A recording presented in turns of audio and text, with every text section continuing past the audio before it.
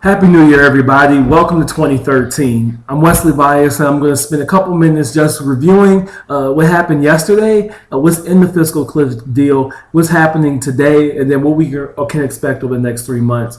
Yesterday was just a crazy, crazy day. When we left, we last saw President Obama gave his comments about the fiscal cliff. Republicans were very angry at him. They thought it was a little bit disrespectful. I thought it was him just being aggressive.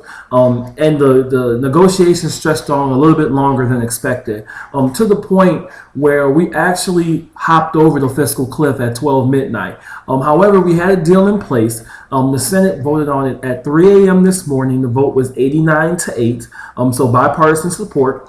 And then we're knowing about another hour or so, the House of Representatives will be coming together to vote on the agreement itself. So hopefully we'll only be over the cliff for 12 hours, and nobody's really going to see the effects of any of the cuts. And to that, I really want to spend some time just making sure I'm going through piece by piece what's in this deal, what it means for us, and then just going over what we think is going to happen over the next couple of months. So the first thing, the most important thing, is the income tax.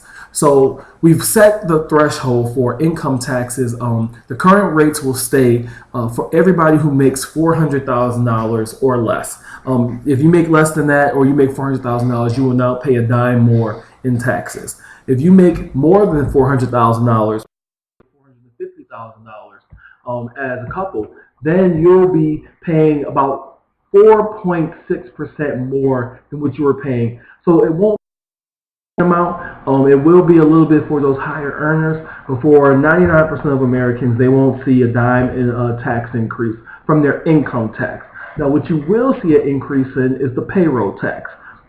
Remember, this was a temporary cut. It was only 2%, and it was established only 2 years ago in order to try to help stimulate the economy. This was something that was always expected to be temporary. We'll be paying what we've always been paying, 6.2%. And do know that this isn't going to a general fund. This is actually going to Social Security to make sure that it stays solvent, and we'll be able to take advantage of it as we get older and older and when we're ready to retire.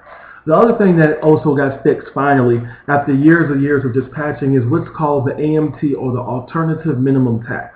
This is really created for higher income taxpayers to make sure that they pay some type of a tax, that they're not paying less than low or middle income earners.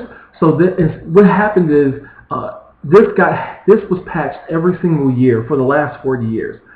Instead of it just being fixed, it came up to be a political battle all the time. There's finally a permanent fix for the AMT to make sure that middle income taxpayers don't have to pay this tax. There's only stays for those high earners. So this is a really big win for middle and low income taxpayers. This is really going to make sure that people are paying their fair share. What you're also going to see is for people that have investments or have stocks, if you have any of those what's called capital gains, you're going to pay 5% more in taxes if you make more than $400,000.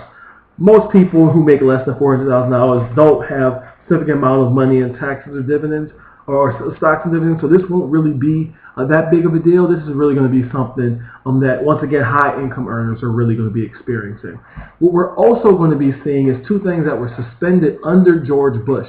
One called PEP, which is the Personal Exemption Phase Out. I'm going to explain these two things. The second one are P's. Both of them are deduction caps. Basically, if you know, when you give money to a nonprofit, you give away clothes, if you pay college loan interest, all these things add up to what's called a personal exemption. And a certain amount of your salary, a certain amount of what you make, you can actually deduct from your taxes. So if you make $60,000, but you give $60,000 to a nonprofit, you can deduct a vast amount of that against your taxes and make sure that your liability is less. There was caps for that. They were suspended. With this bill, they're going to set caps right at about $250,000. So basically, it's going to make sure that only people who are making less than $250,000 are going to benefit from really being able to take as many deductions as possible, to really be able to get a lot of exemptions, to get as much tax back, instead of really making sure that this was a benefit to high income earners. It's very technical. What I'll say is that it ensures that low working and middle class people who give a little bit to their church, who give a little bit to a nonprofit, who do whatever they can to try to make ends meet and try to help support some of our social entrepreneurs, social enterprises, things like that. They're going to be able to get the benefit and not necessarily high income tax earners. What we're also going to see is the estate tax.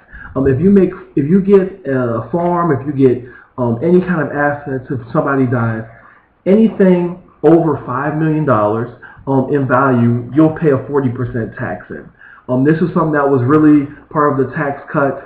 This is an agreement between Democrats and Republicans. So once again, unless you're a high income earner or you end up having the world's largest farm, this won't really affect you.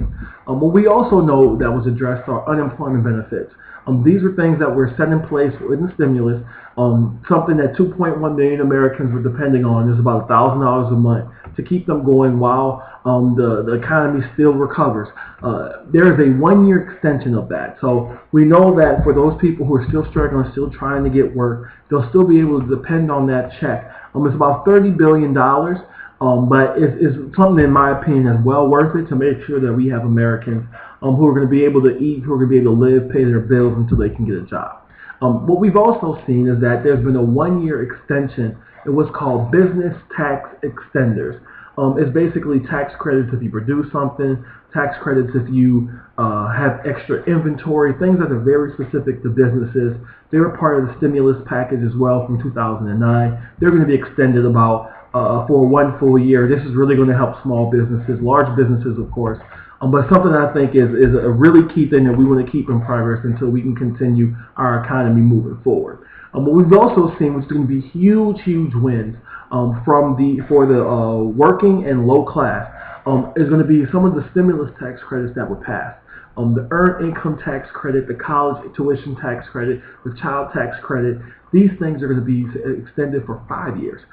Usually just lower middle class workers are the ones who use and take advantage of these tax credits. So this is a huge win. It's going to make sure we can really protect people who are really just making that $25,000, $30,000, $40,000, but who have kids who are still paying off college tuition, who are trying to make it. So it's something that's really good, really big for those families. Also, is going to be really big for those same families is going to be what's considered the doc fix. For Medicare payments, doctors year by year were going to suffer a 27% decrease in payment unless Congress passed a bill to fix it again. You notice we have a lot of fixing that we have to do and a lot of patching, right? But this was extended for 1 more year, so doctors are still going to be able to get full payment for Medicare patients. This would really protect, once again, low, middle income workers who are dependent on Medicare, making sure that doctors are not going to pass over them for a full paying or insurance having customers. The biggest concern, and really talking about what's going to happen over the next 2 months, the sequester, the set of cuts that were going to affect defense and domestic spending, that's been kicked 2 months down the line, along with the debt ceiling, which once again we hit yesterday. So we are a country that has hit the debt ceiling. We're over the fiscal cliff, and the major cuts that we need to really look at deficit reduction, we've kicked 2 months down the line. So we're looking for a battle, a huge battle in February around the debt ceiling and the sequesters and what's going to get cut and where is it going to come from and how are we still going to be able to operate as a country. I think President Obama has really shown he's going to be aggressive. I think he's going to take the State of the Union and his inaugural speech to really focus in on what the country needs and what we're going to need to do over the next 2 months to try to solve our economic and fiscal crises.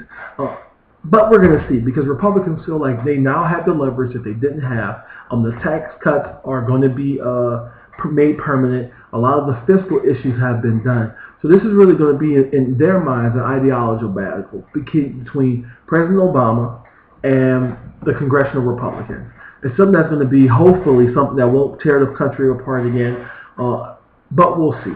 I think what we need to do is continue to stay aware, pay attention to what's happening. I'm going to always continue to post things on my Facebook and my Twitter. You can follow me on Twitter. It's Wesley Bias, all one word. But let's continue to be aware. Let's continue to advocate. Let's continue to keep reading, making sure that we're sticking on, because the next 2 months are going to be jam-packed with a lot of economic issues. The president is going to be looking for our support, and we're going to need to be able to be at the ready and be able to really help him as he continues to try to push forward a plan to make this country better. So with that, once again, Happy New Year. Welcome to 2013. I'm Wesley Bias, and enjoy your day.